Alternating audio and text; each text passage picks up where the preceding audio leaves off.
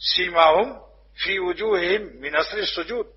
صحابہ کی شان میں آیت نازل ہوئی کہ میرے پیارے پیغمبر صلی اللہ علیہ وسلم کی فیضان نبوت کے صدقے میں صحابہ کی شان یہ ہے، راتوں کو اس قدر عبادت کرتے ہیں، ان کا نور قلب سے بھر کر چھلک رہا ہے، آنکھوں سے ٹپک رہا ہے، چہرے سے جھلک رہا ہے. یہ اللہ تعالیٰ سیما فرماتے ہیں. سیما ہم صحابہ کو پہچاننے کے لیے کیا علامت ہے؟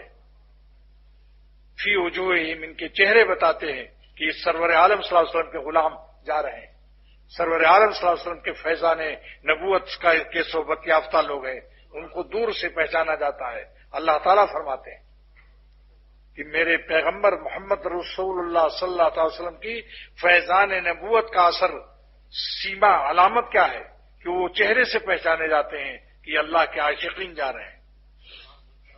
سیما کی تفسیر علامہ آلوسی السید محمود بغدادی رحمۃ اللہ علیہ نے، مفتی بغداد نے کیا فرمایا تفسیر روح المعانی میں؟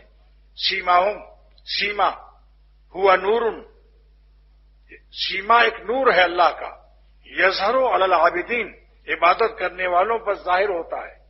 کہاں سے ظاہر ہوتا ہے؟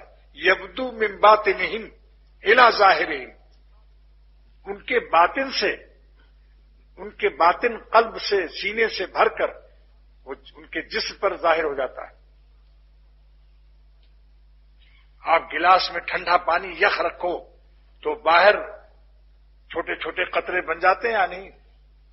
اس کی گلاس کی ٹھنڈک باہر کے قطروں سے پتہ چلتا ہے کہ بہت زیادہ ٹھنڈا ہے.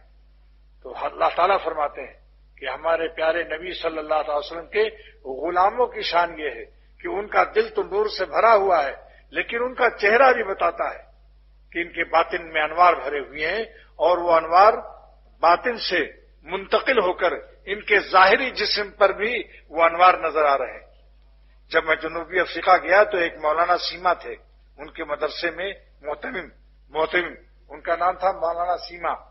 میں نے کہا ہے طلباء کرام اور اساتذہ کرام، آپ اپنے پرنسپل اور محتمم کے لفظ سیما مولانا جو کہتے ہو، سیما کی تفسیر سن لو آج، کہ جو قرآن پاک میں اللہ تعالیٰ فرمایا سیماہم فی وجوہہم من اثر السجود، عبادت کا نور ان کے چہروں پر جھلک رہا ہے، آنکھوں سے جھلک رہا ہے.